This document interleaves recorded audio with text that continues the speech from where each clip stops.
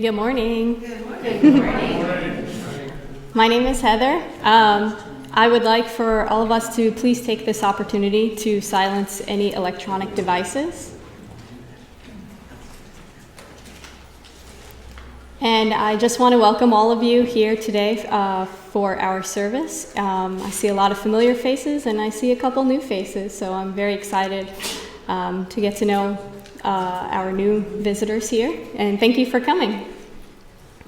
If you would like to receive any communication about us, when you first came in, there was a credenza on the side. We have some welcome cards that you can fill in your information, and when we pass around the offering basket a little bit later in the service, you can drop those cards in there.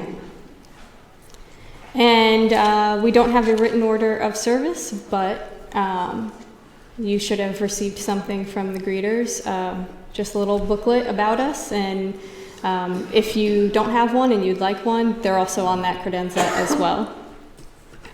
I have one announcement. It's for tomorrow, April 24th. That is the date for the biggest justice action of the year. That is Just Pensacola's Nehemiah Action, where we participate along with 17 other faith communities. We expect 1,200 people to witness the presentation of the actions we are asking of our public officials to address adult civil citations and affordable housing. We will be meeting at 6 p.m. in the large sanctuary of the First Baptist Church of Warrington. If you need a ride, please speak to Penny or Paula. Please raise your hands. And please speak with them after the service today. If you do not have a ticket, also please speak with Penny or Paula. If you already have a ticket, please fill out the information before you arrive to avoid a bottleneck at the sign-in table. We will see you there. And now I would like Daniel to assist me with the chalice lighting / opening words. If you were here for our service last year, these words might be familiar, but I think they are still just as important.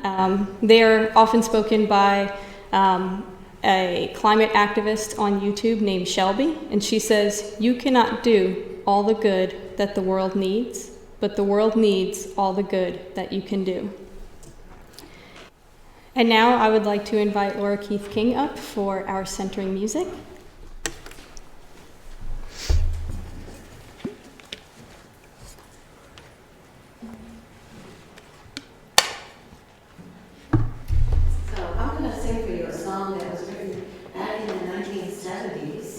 When the EPA was just being started, and a lot of people at that time protesting for taking care of our earth.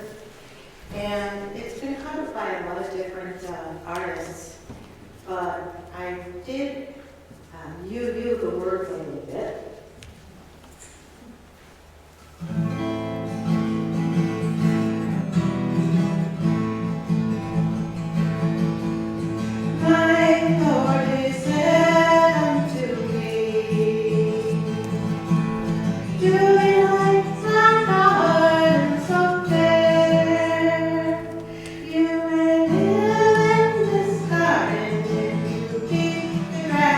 Green and I return.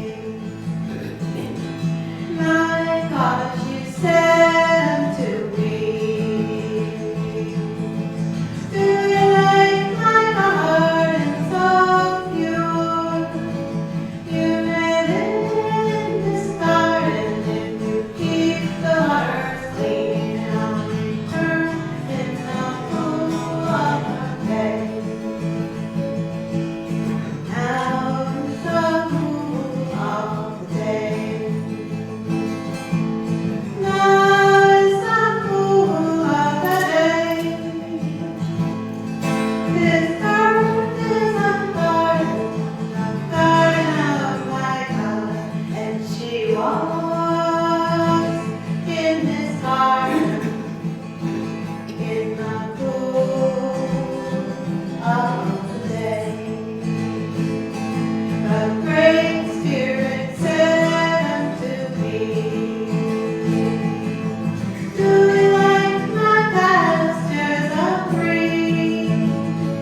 You may live in this garden and you feed all my sheep, and I'll return in the cool of the day.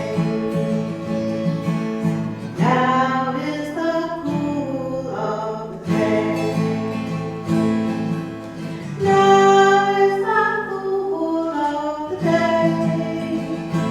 Oh, this earth is a garden, the garden of our hearts, and we walk in this garden in the cool of the day.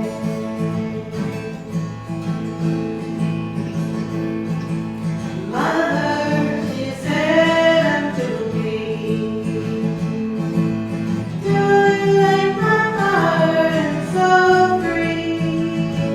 You may live in this garden and keep my people free, and I'll return in the cool of the day. Now is the cool of the day.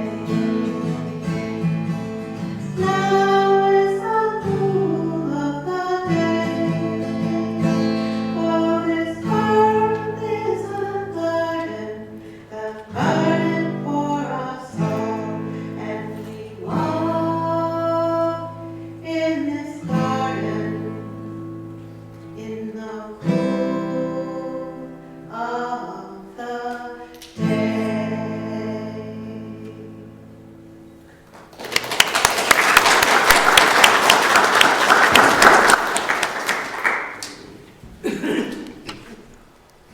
Thank you so much, Laura. That was a beautiful performance.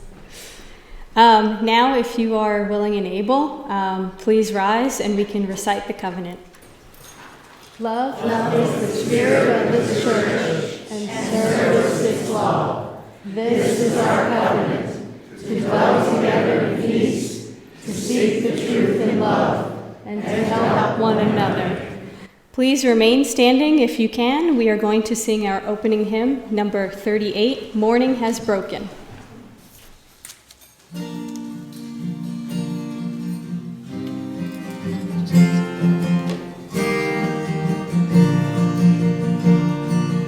Morning has broken like the first morning. Blackbird has spoken like the first bird.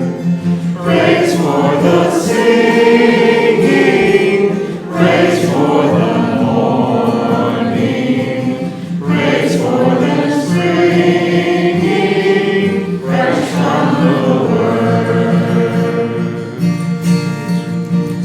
the rains do fall, sunlit from heaven, like the first dew fall on the first grass. Praise for the sweetness of the wet garden, strong in completeness, where God's seed passed. The sunlight, mine is the morning, born of the one light, Eden's all plain.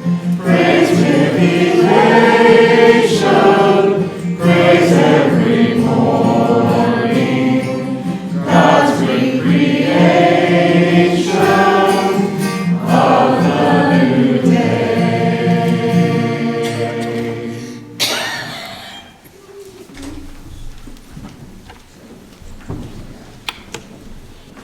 You may now be seated.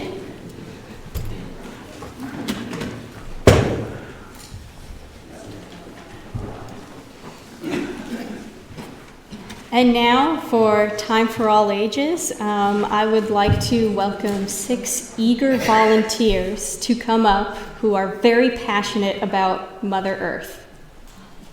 Don't be shy.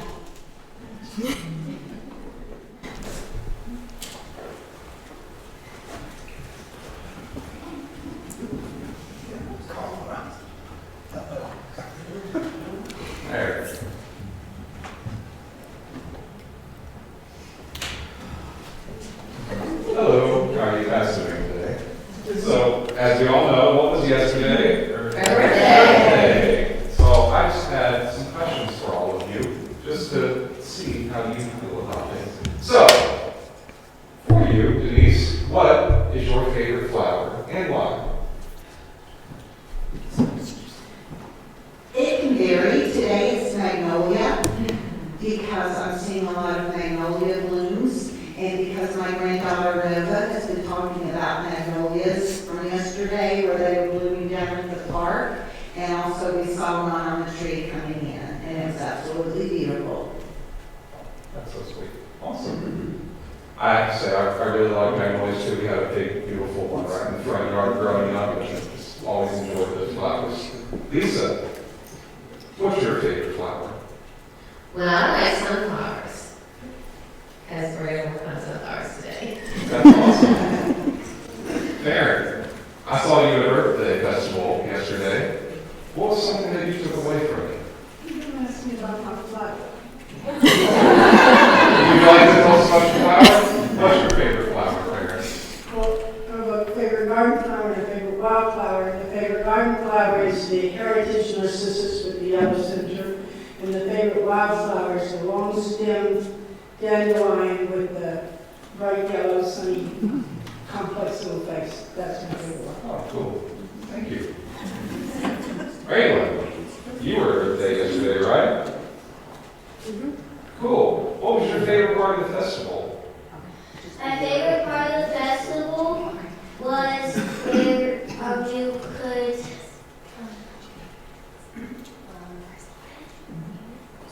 where you could look at the plants they had, and where the lady showed me where there's a bug getting eaten by the plant. Was that one of the picture plants? Yeah. Yeah, those are pretty cool. Thanks, Raylan. Appreciate it. Miss Nova, right? Were you at the Earth Day Festival too? What was your favorite part? Oh, that's from the flower that Denise was talking about, huh? Mm-hmm. Do you like those flowers? I love them. Oh, great. And they got pretty leaves, too. Yes. Thank you. Hi, your name is Zeph. I don't think I know you. No, you don't. I'm Daniel. So, do you like flowers, Zeph? Yes. What's your favorite flower? The snowdrop. The snowdrop. Wow. What do you like about the snowdrop? I really don't know. That's fine. It's really pretty, right? That's all it takes. Yep. That's why they're there. Thank you, Zeph. And I have had 6 people, but that's okay. Did you take anything away from your Day Festival yesterday? Good question. It was nice to gather together with people who cared. Yeah. There were a lot of individuals out there showing their support and showing that this was a cause that really matters to them. So that's definitely a good takeaway. Thank you, Beverly. Let's give all of our volunteers a hand.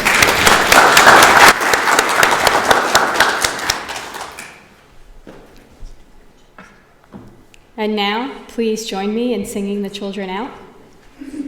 Go now in peace, go now in peace. May the spirit of love surround you everywhere, everywhere you may go. And this is the part where we have our offering, and if you've been to any services where I've been service leader, you will probably already know what I'm about to say, but each one of us is very important to the sustainability of this church, and we couldn't do it without you. And I'm big on the 3 T's, time, treasure, and talent, and I believe all of you have talent. And maybe not all of us have a lot of time, but we might be blessed in having some more treasure. So if you would, when the offering basket comes around, if you're comfortable, please put something in it, and we will listen to this short audio clip on the next slide. I am a flower. Yes, I'm beautiful. I've heard it before, and it never grows old. I'm worshipped for my looks, my scent, my looks. But here's the thing, life starts with me. You see, I feed people. Every fruit comes from me. Every potato, me. Every kernel of corn, me. Every grain of rice, me. Me. I know, but it's true. And sometimes I feed their souls. I am their words when they have none. I say I love you without a sound. I'm sorry without a voice. I inspire the greatest of them. Painters, poets, pattern makers. I've been amused to them all. But in my experience, people underestimate the power of a pretty little flower. Because their life does start with me. And it could end without me.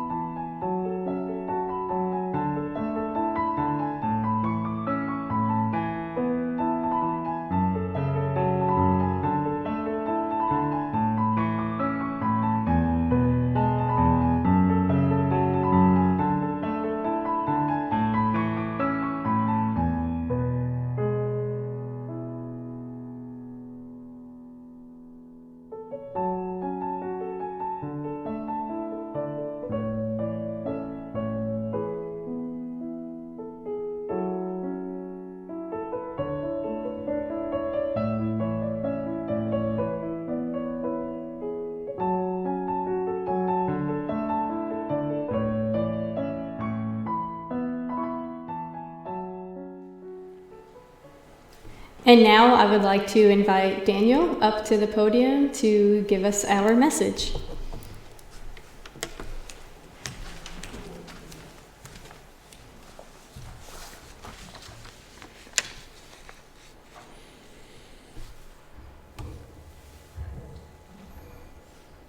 There's a little bit of a height difference here, so I do have to adjust the mic when we come up. Hello everyone, my name is Daniel Cobb and I use the pronouns he and him. It's great to see everyone today. How are you doing? Great. So today is Sunday. That means it is not Earth Day anymore. So happy almost Earth Day, everybody. It's great to be able to celebrate this with you. And we are up here today talking about, well, the thing that we're usually up here talking about. So yeah, I know that can maybe get a little bit tedious at times to have to hear about the environment so much from us. And it can maybe even get a little tiring just to like rehash this thing over and over and over again. It seems like it's like, oh man, here we go again about the environment. But truly and honestly, I believe that maybe sometimes we feel that way because it's like we don't know where to start. That the problem is really big, and it's bigger than any one of us. So big that it seems insurmountable, that there's absolutely nothing that we can do as individuals, and maybe not even a group. And I think that despair gets felt by all of us at some time when we think about, okay, well, what steps can I take? You feel, what does it even matter at this point? But even though it is so overwhelming, we have to take concrete steps. Otherwise, nothing is going to happen. And many of us desperately want that connection with our Mother Earth, but we just don't know how to speak to her. It's like it's a foreign language to some of us at sometimes. I know it is to me. I want to have that communion in my life, but it's like, what are the words to say? What is the feeling to go with? We love that idea, the spiritual journey that you can only have when you're out there in nature, with nature, making that a part of your life. So much of human existence has even revolved around this idea, the works of Emerson, the works of Thoreau, of paintings, poets, just like the poem that we just heard talking about. Nature has inspired the absolute greatest in us. So what can we do when so much is wrong in the world? When nothing seems to be going right, how can we attain that connection? And how can we do something positive? What good is going out there and picking up a pile of trash on the side of the road when literally as you're sitting there doing it, some guy comes by and throws a bottle out the window or flicks his cigarette butt, or you see a piece of trash fly by out of someone's trash can? It's like, what am I even doing out here? What can you do when there's a not small section of our world that doesn't believe in science anymore and will actively sit there and tell you that climate change doesn't exist and that science isn't real and all of this crazy nonsense when you can literally see the effects of it right in front of your face? What good is any of the actions that we can take, and what can I do anyway? And to find the answer to that question, I'd like to share with you a conversation that I had with a friend of mine named Jen. And just a little about Jen. Some of you may have met her at our wedding. She was the one who made the tablecloths for us. And Jen is absolutely one of the best people that I know. Jen is one of the founding members and runners of Ocean Hour, which is a group that goes out for an hour, 1, maybe 2 times a week, almost always on Saturday, but little groups have sprung up on Sundays as well, here and there. And what they do is they go out to the ocean side or other waterfront areas and pick up trash for an hour. And I had called her on an unrelated question, and she started speaking to me about that she was feeling a lot of despair about the whole thing. She says, you know, we're out there every week. We go to the Bayfront Park once a month, and it's always just as dirty as it was the first time we got there. It doesn't seem like we do anything. I mean, I know we pick up hundreds of pounds of trash, but nothing ever changes. So what good are we doing, and why are we even out here? And the answer is 2 parts. First of all, yes, it totally matters what you individually do. Just think for a moment, like if everyone in Pensacola got out there 1 day a month and they took a garbage can out with them and said, you know what, I'm going to fill this garbage can up with trash. We're going to go where it is and we'll all fill it up. That'd be a lot of trash that we picked up and got up off the coastlines and got out of everywhere. That would be an absolutely enormous undertaking. And the only way we get there is if one person at a time decides that they're going to do that. And the second part of the answer is that ultimately you don't know who you're affecting, and you don't have any clue how far the ripples of what you're doing are going to go. Let's go back to the roadside example for a second. Sure, there was some jerk who threw out a bottle or the cigarette or the piece of trash came out, But for that one person who saw somebody out on the roadside actively trying to make the world a better place and still chose to do that action, how many more didn't throw something out the window? How many more people drove by and said, maybe I need to keep this in my hand just until I drive by? And then maybe they got a little further down the road and said, you know what, that's really littering isn't the best thing that I could do. Maybe that person even went further and said that spurred something in their heart, and they went home and started recycling. And maybe that even goes a little bit further, and their kid sees them starting to recycle. And then that spurs something in their child's heart at an important stage in their development, and that kid goes on to, I don't know, discover some bacteria that eats trash and solves all of our problems forever. I mean, it's a funny scenario, yeah, of course, but that's the sort of thing that can happen.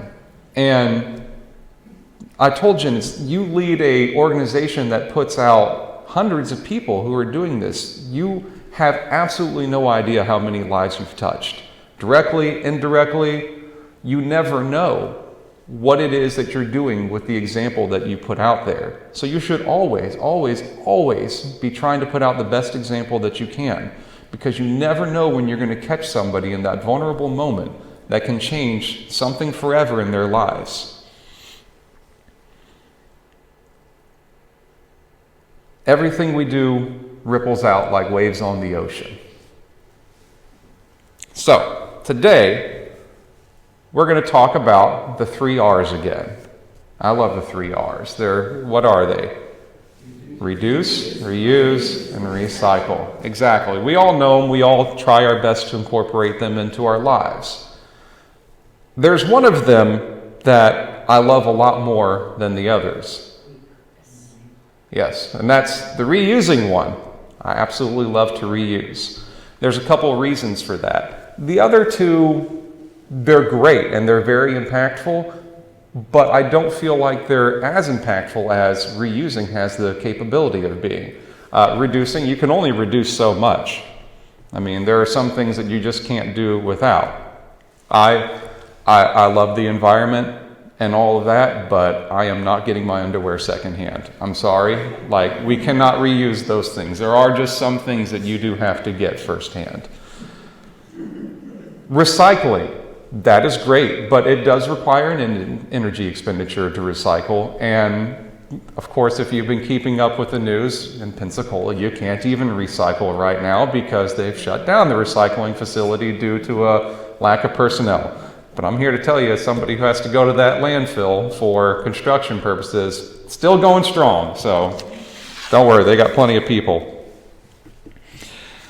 And there's a couple other great things about reusing. First of all, when you reuse, there is a strong chance that it isn't going to cost you anything, or that it's going to cost you very, very little as compared to getting it new. And anybody who knows me knows that Daniel loves to get a good deal. So when it comes to reusing, thumbs up, saving money. Saving the planet, saving money. That's not just about the money. No, seriously, it's not. It's also really nice on your conscience. There are times when you realize, okay, this is something that I can't reuse. This is something that I do need to go get. As an example, Heather and I recently bought a bed because I'm almost 40 years old and I've strained my body every day of my life, and it's at the point where it's like, you know what? This is something that I really don't want secondhand. It needs to be good and impactful and great for the rest of my life. But when we go to make those decisions, I'm often paralyzed by indecision. Not only do you have the factors of, okay, well, what is going to be a good bed to get that's going to fit my needs, but then you have the consideration of, how's it made? How is this thing being sourced? Is it ethical? Or is it organic? Is anybody putting any thought into it? Or is this just a pile of ecological junk? And so that paralyzes my decision in some points to say, okay, well, I can't hunt down what this thing is made out of. Can't get that one. Got to move on to the next one.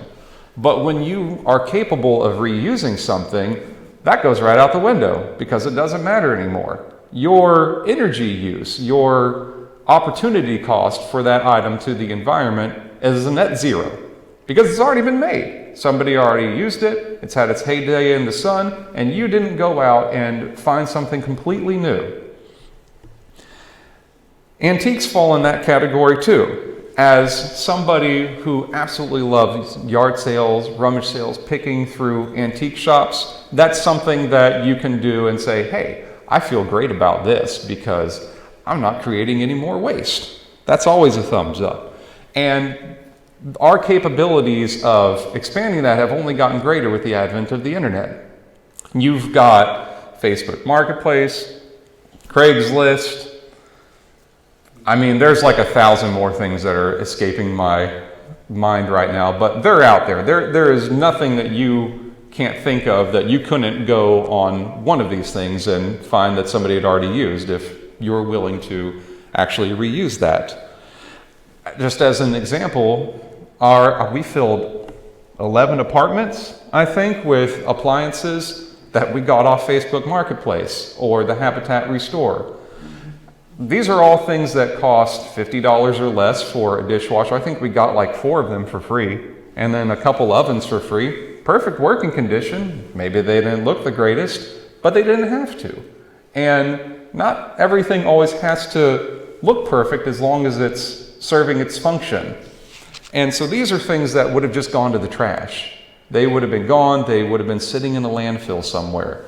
And rather than choosing to buy something new, we were able to repurpose them and give them a new life.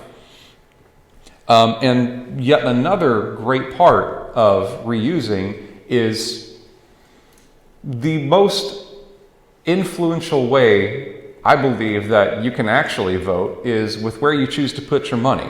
Now, we as the non-upper class, we don't really have the large amount of money in this world, but we can totally influence decisions that stores make.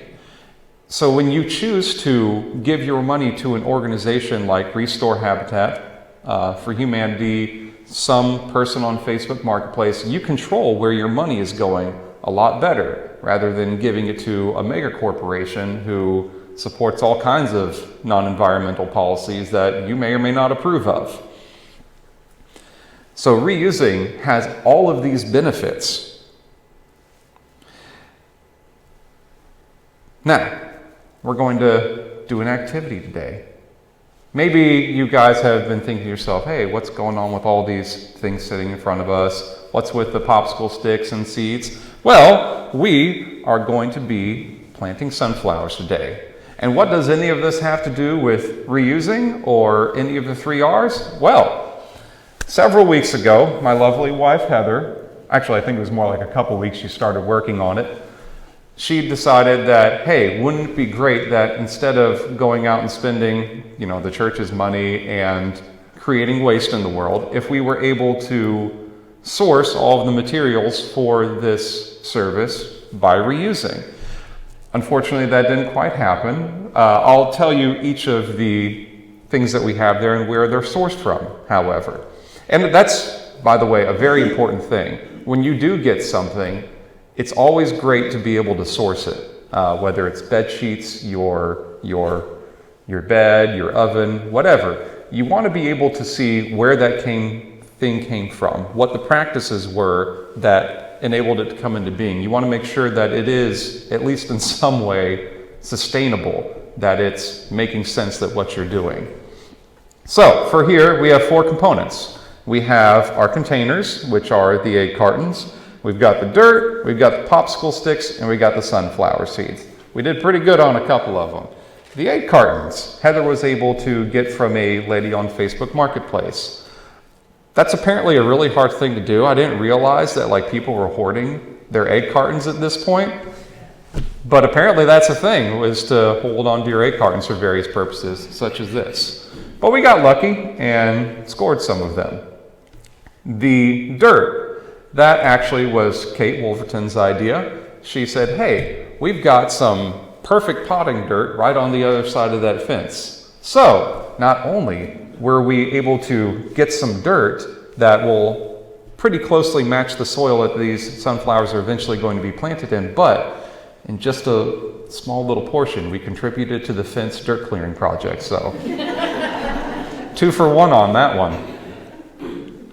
The popsicle sticks. I think Heather tried a couple of times to find somebody who had a large number of popsicle sticks, but they fell through. Unfortunately, we've also been dealing with a lot of stress and moving houses, so we could have probably put a little bit more energy into this, but it would have been at the expenditure of some energy that we had to put somewhere else.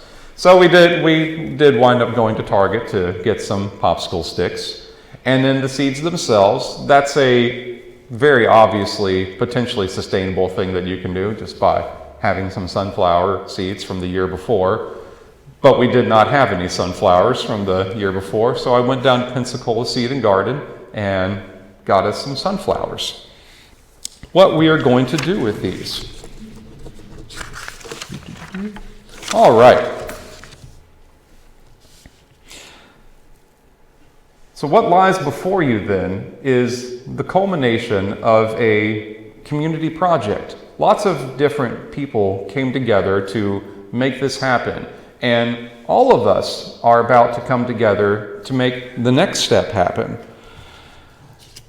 We all work together so that we can bring new life into the world as a community and help it, foster it, and to grow it. And that is the power of what working together as a community can achieve. So what's the plan? As we said, we're going to plant sunflowers.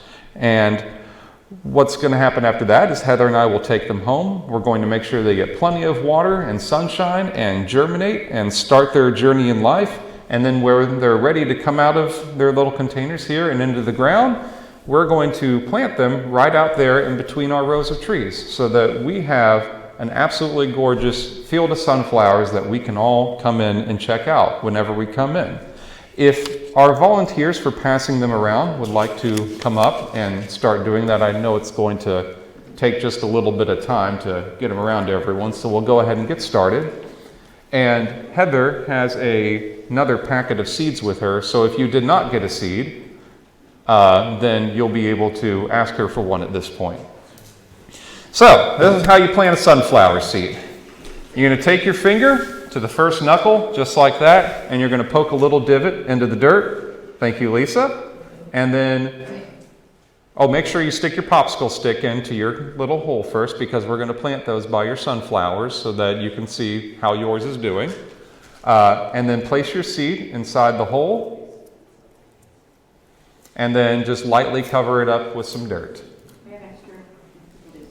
And Linda, my mother, has some extra popsicle sticks if you need to mark your name down as well. I realize maybe not everyone got caught at the front door.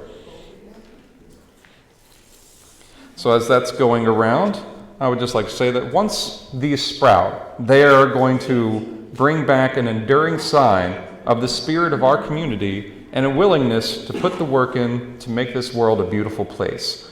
These little guys are going to grow up to be about 7 foot tall in height. So that's about right there, because I'm a decently tall guy. And their heads should be about that big around, with several heads per plant. There's actually 2 different varieties in there, so don't quote me on the several heads per plant. That might not be completely correct. And I have a couple facts for you about sunflowers as they make their rounds. So, sunflowers were first cultivated by the Native Americans. And it is suspected that they began this cultivation process 8,000 years ago, which was well before the cultivation of corn. So sunflowers used to be a main source of food for the Native Americans, which if you've ever had a sunflower seed, makes sense. They're delicious and plentiful. However, there are many other parts of the plant that you can eat. You can eat their plants, and you can especially eat their root balls. Their root balls, along with dandelion root balls, are absolutely delicious, and they're said to have some pretty strong medicinal properties. We know that they're gorgeous, and they make you feel a certain way when you look at them. What you might not realize is a sunflower is not one big flower. A sunflower is actually thousands of little flowers. So So if you look really, really close at the main head of a sunflower, you're going to see lots of little tiny petals, and then the big petals on the outside. Those are actually other flowers. So the big head contains many, many hundreds of little tiny smaller heads. They do track the sun, but only for their first few weeks of life. I think it's 6 weeks is how long they're going to track the sun. After that, they stiffen up a little too much, and they begin to face east, because that's their primary direction for sunlight, I suppose. The tallest sunflower ever grown was 30 feet tall. Absolutely ginormous. Yes, I believe, I can't remember his name. He was a fellow in Germany. I apologize for that. But the stalk was an inch around, and this thing grew to 30 feet tall. I don't know how a sunflower managed to exist at 30 feet with 1 inch of stalk, but there you have it. He achieved this feat in 2014 and has come pretty close in subsequent years, but I believe this gentleman, consistently every year has the tallest sunflowers. Tending to and watching plants grow can help soothe your soul. It can give you that sense of communion with nature. It can let you reconnect, and it provides a stark lesson on the cycles of life and death, because the flowers come, they have their day in the sun, and when winter comes, they pass away and leave on the next generation. It's a nice microcosm of how life works in general. And it's our hope that as you drive back into this church, that soon you'll see your flowers standing resplendent and beautiful out there. And that's going to remind you every day of the community that they represent. That you'll see that and say, we did that. We all came together, and that will help provide you that sense.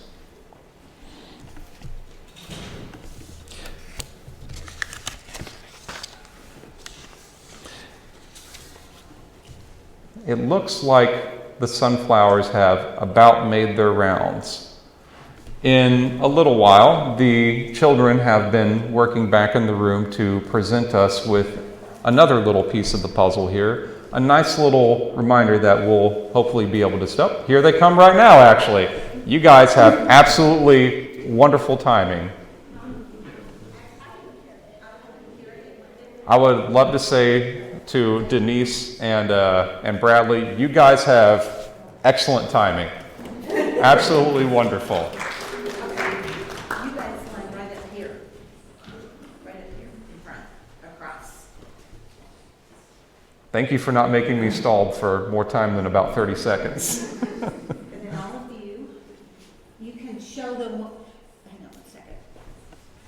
They have been working on this side under the tutelage of Maddie. Maddie, thank you so much for helping us with this. It's not quite finished because we have to make it perfect, of course, but I would like to show you what they've done so far. They have done a magnificent job, and I know you guys will enjoy it. So, show it to them. Happy Earth Day.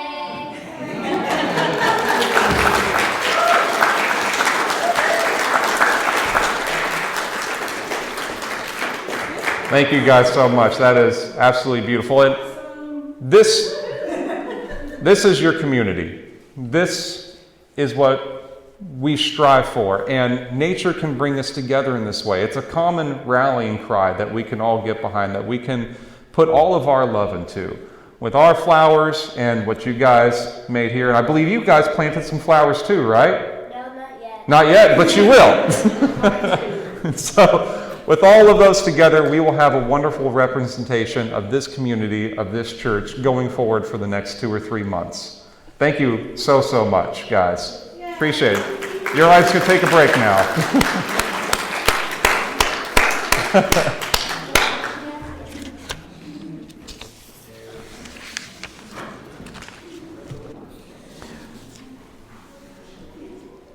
With that, I would like to go ahead and welcome up Lord Keith King and the choir for closing hymn number 120, Turn Back. Closing hymn number 120 in your books. Thank you.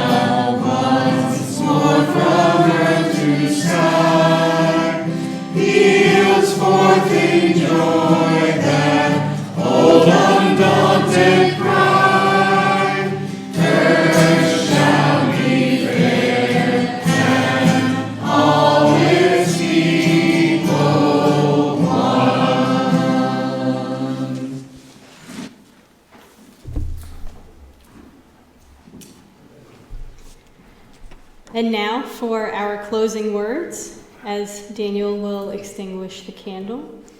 Never doubt that a small group of thought, committed citizens can change the world. Indeed, it's the only thing that ever does. By Margaret Mead. And now you may please enjoy the postlude music and go now in peace. Thank you.